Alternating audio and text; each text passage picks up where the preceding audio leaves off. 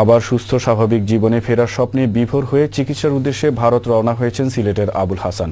রোববার সিলেট ত্যাগের প্রাক্কালে চ্যানেল এস-এর সাথে আলাপকালে প্রবাসী বাংলাদেশি আত্মীয়স্বজন বন্ধু বান্ধবদের কাছে দোয়া চেয়েছেন হাসান।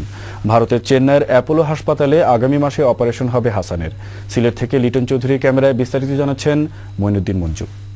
দেশ বিদেশের বন্ধু আর চ্যানেল এস এর মাধ্যমে শুরু হয়েছিল আবুল হাসানের চিকিৎসার জন্য অর্থ সাহায্য সংগ্রহ কার্যক্রম।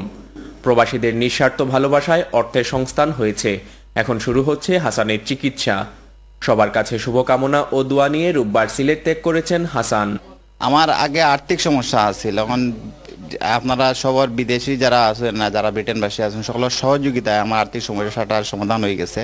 এখন সবার কাছে দোয়া আছেন, আপনারা দোয়া করবো আমার যেন অপারেশনটা সাকসেসফুল হয়। ভারতের চেন্নাইয়ের অ্যাপোলো হাসপাতালে শুরু হবে হাসানের চিকিৎসা।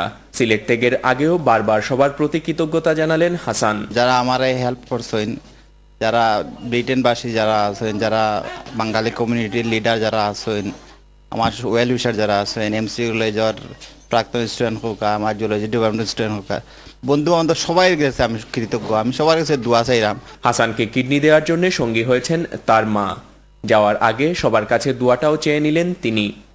আমার ফুয়ারে আমি লইয়া যেরাম, আমি আমার কিনে দিম আমার ফুয়ারে, আল্লাহ আমার ফুয়ারে সুস্থ করতাম, তারা করতা দোয়া করতা।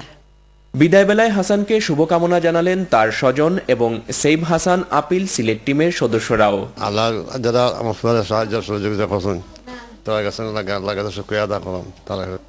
তারা কাছে লোক আমার দোয়া চাইলাম। যারা দিছ সাহায্য করছেন তারা দুনিয়া আখিরাতে আল্লাহ সাহায্য করবা।